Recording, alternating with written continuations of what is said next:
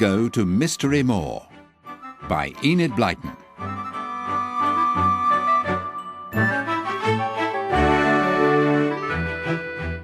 Anne and George were at Captain Johnson's riding school.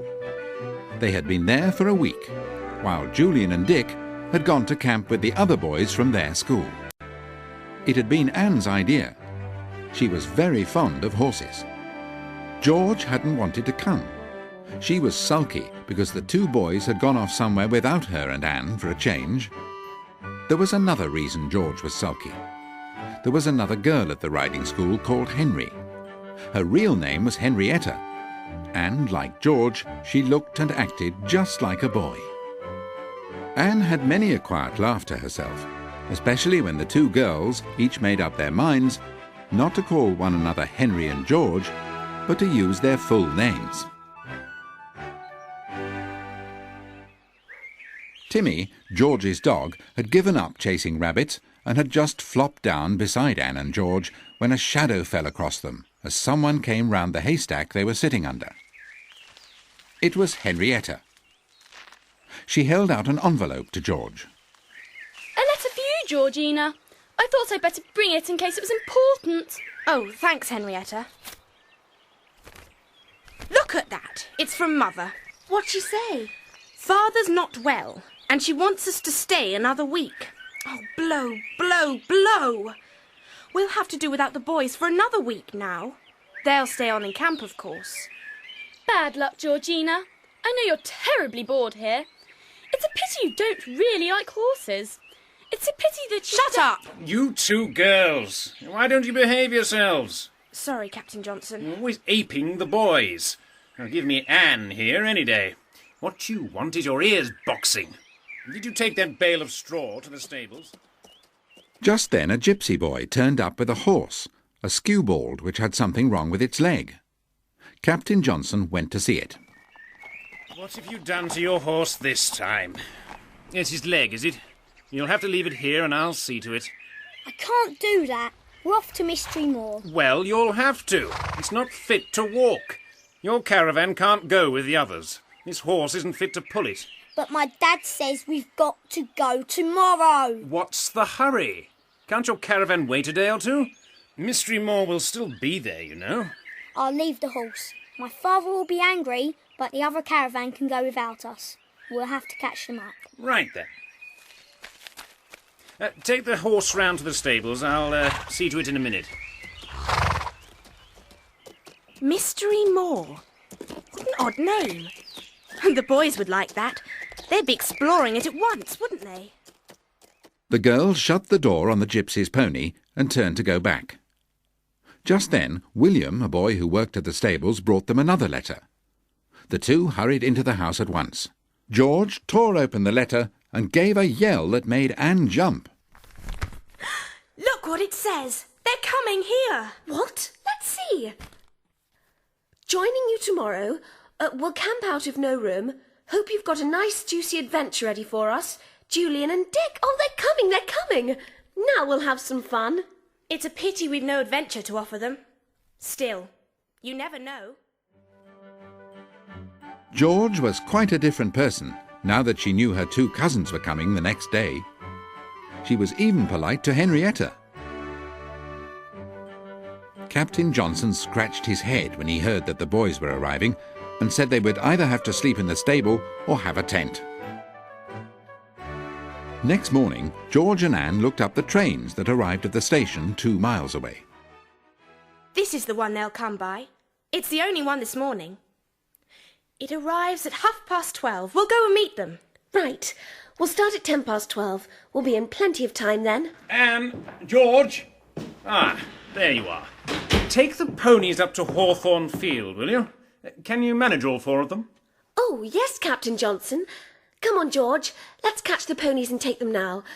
Oh, it's a heavenly morning. They set off with the 4 frisky ponies, Timmy at their heels. But no sooner had they left the stables than the telephone rang. Mrs. Johnson picked it up. It was for Anne. Hello? No, I'm sorry, she's not here. Who's speaking? Oh, Julian, her brother. Can I give her a message?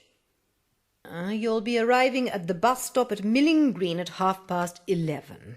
Right. A handcart? Oh, don't worry if you've got bags and a tent. We'll send the little wagon. I'll get George to meet you with Anne. They can drive it in. Right you are, then. See you later. Goodbye. Oh, Henry? Yes, Mrs. Johnson? Where are George and Anne? Julian and Dick are arriving at Milling Green bus stop at 11:30. I said we'd send a pony and cart. Oh, but they're not here. They've gone up to Hawthorn Field. Shall I take the wagon and meet them instead? Yes, do. That would be kind of you, Henry. You'd better hurry, though. Time's getting on. Julian and Dick had already arrived at the bus stop when Henry drove up. They looked hopefully at the wagon, thinking that perhaps one of the girls was driving in to meet them. But no, it looked like a boy. When they arrived at the stables, Henry helped them down with their things and disappeared to put away the wagon. The boys were welcomed by Mrs. Johnson, who had made them a snack. They had hardly taken a bite before Anne and George came running in with Timmy, his tail wagging madly. Oh, sorry we didn't meet you. We thought you'd come by train. I'm so glad you've come. It's been dull as ditch water without you. Did anyone meet you? Yes, what's his name? Henry. Nice chap. Henry? Did she meet you? No, not she. He. Fellow with a big grin. But that's Henrietta. That awful girl I told you about, who tries to act like a boy. Don't tell me she took you in. She calls herself Henry instead of Henrietta, and wears her hair short and... Gosh, she sounds very like you, George. Oh, the beast. She just spoils everything. Hold your horses, George, old thing. After all, you're pleased when people take you for a boy. Ha! George went off to the stable and began grooming a horse so rigorously it was most surprised.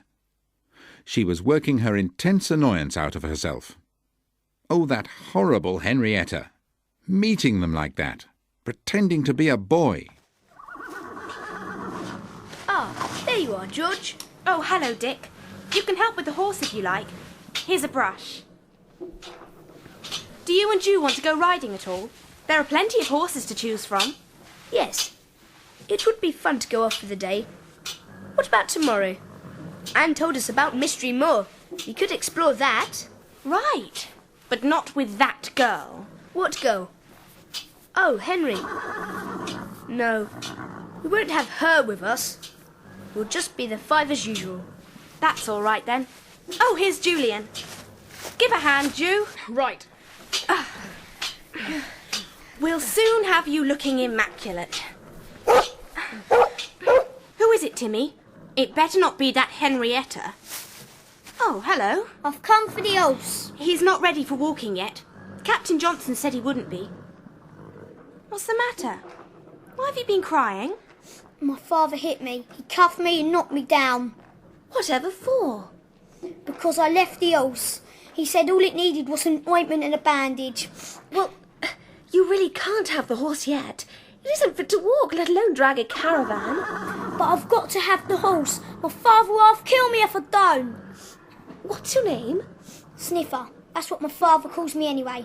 Let me have the horse. My father's waiting. Well, I'll come and see your father and put some sense into him. Where is he?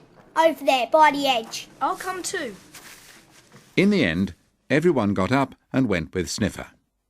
They walked through the gate and saw a dark-faced, surly-looking man standing motionless not far off. His thick, oily hair was curly, and he wore enormous gold rings hanging from his ears. He looked up as the little company came near. Your horse isn't fit to walk yet. You can have it tomorrow or the next day, the captain says. I'll have it now. We're starting off tonight or tomorrow. I can't wait. But what's the hurry? The Moor will wait for you. Listen, father. You go with the other caravans. Go in Moses' caravan and leave ours here. I can put it in the shafts later and follow. You make sure you do then, or mark my words, you won't know what's hit you. I